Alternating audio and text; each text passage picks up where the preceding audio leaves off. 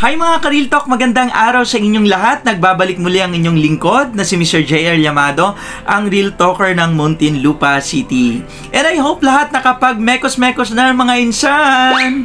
Alright, sana ang bawat isa ay nasa mabuting kalalagayan. Kung mayroon man kayo negative or positive na pinagdadaanan, ay pwede po ninyong ibahagi dito sa YouTube channel natin.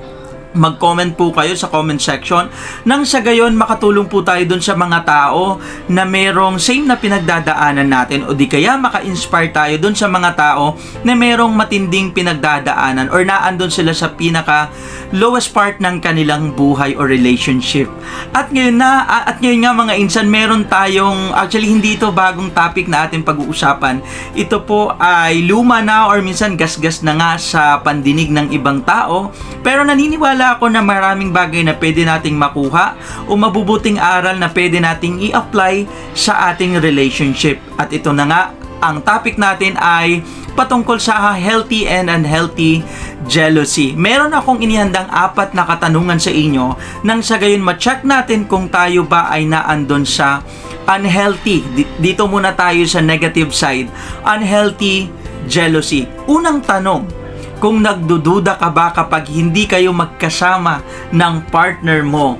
At pangalawa, kung nagdududa ka ba kapag may ibang nagchat-chat or ka-chat ang partner mo? Pangatlo, kung ikaw po ay mahilig mag-check ng phone history at laptop history ng partner mo. Pang-apat, ito yung pinakamatindi sa lahat.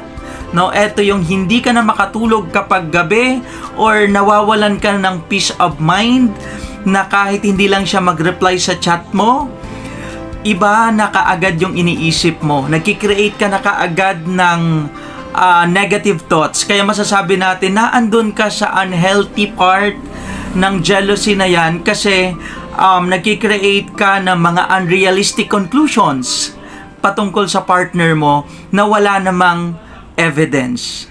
Kapag naandun na mga ka-Real Talk, kinakailangan nating tuwangan yung ating sarili kasi hindi lang ikaw ang maaapektuhan yan, pati yung mga tao sa paligid mo, plus yung araw-araw na ginagawa mo ay makakaapekto po yan. Ito yung mga signs na nai-experience mo yung unhealthy jealousy sa relationship po ninyo. Number 1 mga ka-Real Talk, nagdududa ka ba kapag hindi kayo magkasama ng partner mo? Pangalawa, nagdududa ka ba kapag may ibang ka-chat ang partner mo? Pangatlo, mahilig ka bang mag-check ng phone history at laptop history ng partner mo? At pang-apat, ito yung pinakamalala, hindi ka na makatulog dahil paulit-ulit mong iniisip na mayroong ibang ginagawa na against sa relationship ninyo ang partner mo.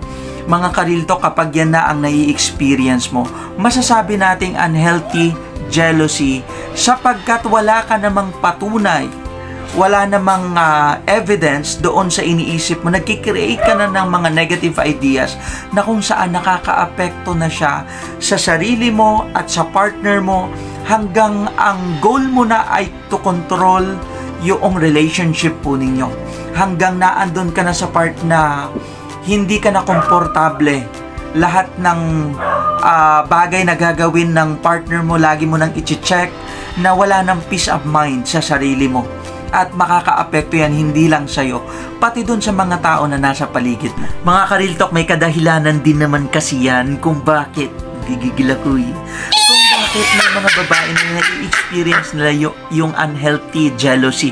Take note, hindi lang mga babae ang nakaka-experience ng unhealthy jealousy. Kahit tayong mga lalaki or maraming mga kalalakihan na naging possessive na sa kanilang girlfriend or sa kanilang partner, ni hindi na pinapalabas sa kanilang tahanan para lang masecure yung relationship nila. Well, hindi tama yun. Huwag niyong gagawin yun. Alright, so merong mga kadahilanan yan kung bakit na humantong sa ganong punto or sa ganong relationship. Kasi nga, na-experience kasi nila yung cheating before. Kaya hindi mawala-wala sa isipan nila. Traumatic kasi first time na nangyari sa kanila yon.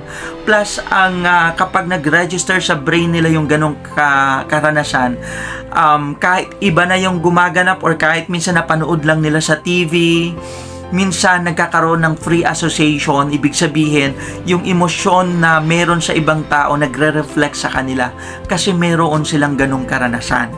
Pangalawa, dahil sa kakulangan ng komunikasyon.